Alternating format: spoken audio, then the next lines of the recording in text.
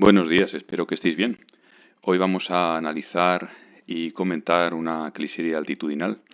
Como ya sabéis, las cliseries son estos gráficos que nos representan una montaña y la vegetación que tiene en función de la altura que alcanza, los diferentes pisos montañosos. Bueno, para realizar un buen comentario de una cliserie hay que tener en cuenta estos 4 puntos que hay aquí, que son los siguientes. En primer lugar, describir e interpretar el gráfico, una descripción del tipo de fuente que nos llega y en qué consiste. En segundo lugar, analizar los pisos vegetales uno por uno y explicar por qué se dan en la forma que se dan. Ahí ya tenemos que demostrar nuestro conocimiento de la vegetación. En tercer lugar, determinar la zona geográfica y la región vegetal a la que pertenecen. Una vez que ya hemos hecho todo el análisis de la vegetación y de los pisos en los que se encuentra, podemos especificar a qué región vegetal de España se refiere o corresponde y a qué zona geográfica. Y por último, una serie de conclusiones que podemos sacar pues eso, de la zona en la que esté y del tipo de vegetación que encontramos. Uso de los recursos que aparecen, el aprovechamiento por parte de los humanos de esos recursos vegetales, qué consecuencias medioambientales tiene esa acción antrópica y si hay algunos problemas que se plantean, que siempre hay alguno, pues qué soluciones se pueden dar. Bien, el ejemplo que tenemos hoy es este de aquí.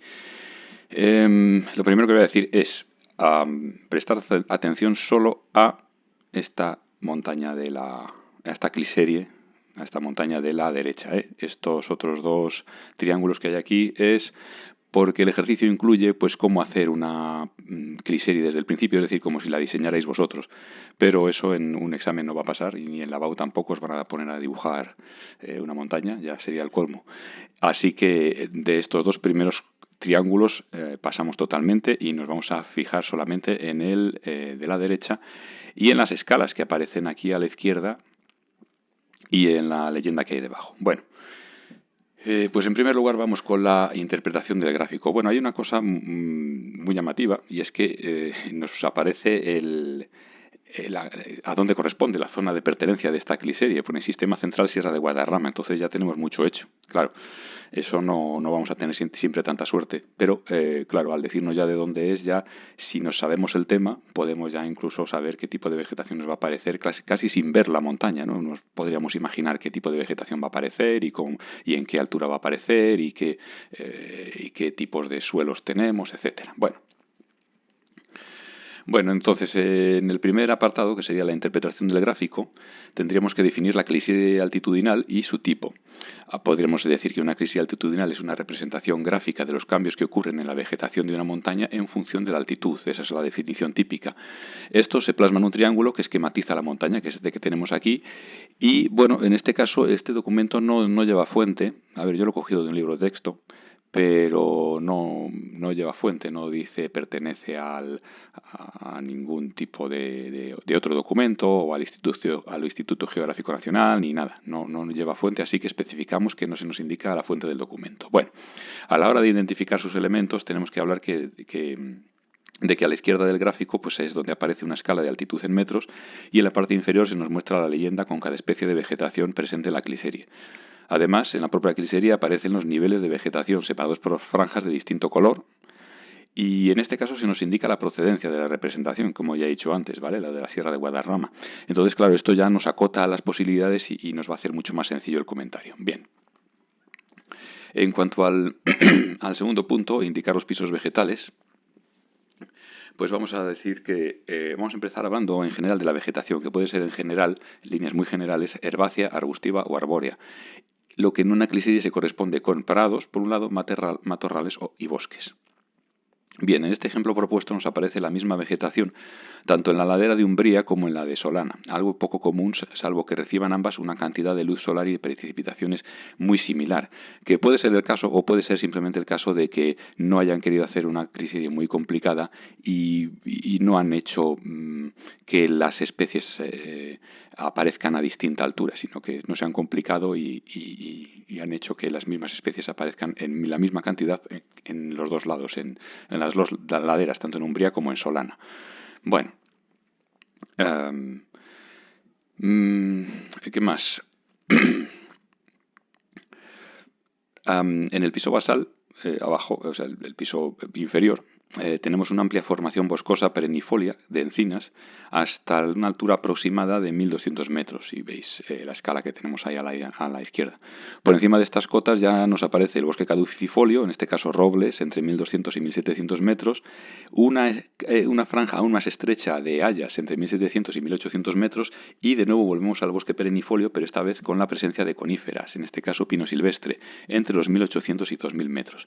Por encima hasta la cumbre solo existen matorrales, concretamente jaras, habitual tanto en formaciones de garriga como de maquia, y distintos tipos de herbáceas de cumbre que también pueden aparecer en esta cumbre, ¿vale?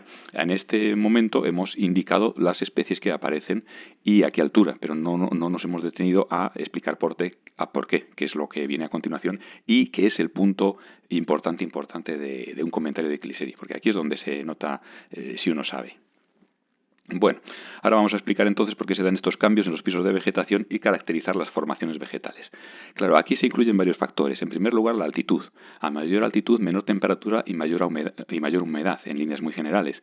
Por eso en el piso basal aparece la encina, que es un árbol de profundas raíces que aguanta los largos periodos de escasez de precipitación estivales y a la que el carácter pequeño y coriáceo de sus hojas protege de las heladas invernales.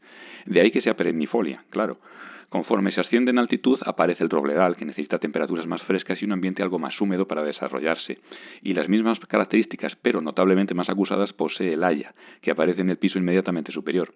Claro, estas dos especies ya son caducifolias, pues su adaptación a lugares sombríos o nublados propicia la anchura de sus hojas, que con el frío podrían congelar el agua que contienen. También esta es la causa de que ocupen estrechas franjas de terreno en altura, ¿vale? Por encima aparece ya el pino silvestre, que es una especie conífera de hojas aciculares perennes. El pino silvestre soporta bien el frío, sus hojas aciculares impiden que el agua se hiele y las superficies soleadas. No es extraño, por tanto, que crezca en lugares fríos, pero de numerosas horas de sol al día, como la cumbre de las montañas. Fijaos muy bien, esto tiene mucho sentido. Claro, este pino aguanta bien las bajas temperaturas, pero sin embargo la sombra la aguanta mal. Este pino silvestre. Entonces, ¿dónde va a crecer? En zonas que hace frío a mucha altura, es decir, en 2000 metros de altitud, pero sin embargo que le dé bastante el sol. En una cumbre de la montaña da más el sol que en la base, porque la base siempre puede estar metida en un valle, siempre tiene unas zonas, recovecos más sombríos, pero la cumbre es lo que más, digamos, lo más expuesto al sol, ¿vale? Entonces no es nada extraño que este pino silvestre nos aparezca aquí. Bueno, en la parte superior, debido a las bajas temperaturas, solo pueden crecer arbustos y hierbas. En este caso aparece la jara, que es típica de las zonas de garriga o maquia, muy habituales en las regiones bioclimáticas mediterráneas.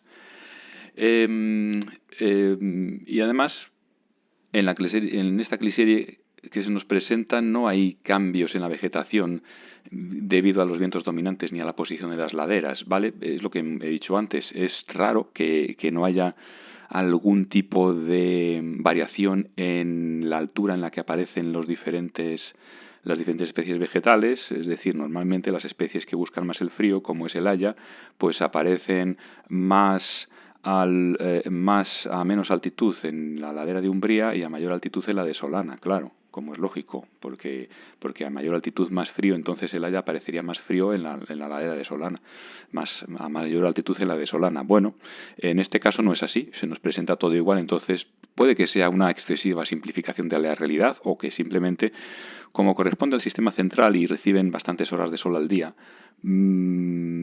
resulte muy similar la vegetación de una ladera y de otra. Puede ser perfectamente posible. Bien, el tercer punto sería la determinación de la zona geográfica a la que responde la cliserie, que ya nos lo han dicho, pero bueno, viene indicado en el ejemplo, entonces claro, ese esfuerzo deductivo no se nos exige, pero aún así podríamos haberlo colegido de la existencia y disposición de las especies analizadas, porque ya si nos conocemos el tema, pues sabemos qué especies crecen en cada zona, o qué especies son más comunes, al menos en cada zona. Se trata de la Sierra de Guadarrama, que pertenece al sistema central y se extiende entre las provincias de Madrid, Segovia y Ávila. Además divide las cuencas de los ríos Duero y Tajo, y en cuanto a su ámbito geológico, pertenece a la España silícea, en la que las rocas predominantes son el granito y el gneiss. Bien, por último vamos con las conclusiones sobre los recursos vegetales. ¿Qué aprovechamiento puede tener esta madera? de todas estas especies, encinas, hayas, robles, pinos, etcétera, pues se aprovecha sobre todo para la construcción y fabricación de muebles. Es muy querida la madera del pino silvestre, que es un árbol de crecimiento bastante rápido y de madera resistente. Aparte de este uso de las maderas, en los piedemontes y en las zonas llanas en altura se pueden dar actividades agropecuarias. Ya sabéis, agropecuaria incluye tanto la agricultura como la ganadería. Sin embargo, el sector secundario está poco desarrollado, dado lo accidentado y poco accesible del terreno, como es lógico. La industria en una zona muy montañosa pues, es de difícil acceso. No obstante, el sector terciario se desarrolla cada vez más gracias a la presencia creciente de alojamientos de turismo rural y de instalaciones para actividades de ocio y recreo, como el montañismo, el senderismo, los deportes náuticos en lagos o ríos que son frecuentes en esta zona, el esquí, etcétera. Claro, ahora ya vamos a la alteración humana, ¿no? de la vegetación.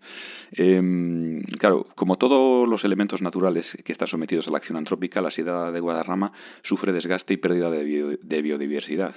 Por ello son necesarias políticas sostenibles que permitan el desarrollo de estas actividades humanas anteriormente mencionadas y garanticen a la vez el respeto al medio ambiente.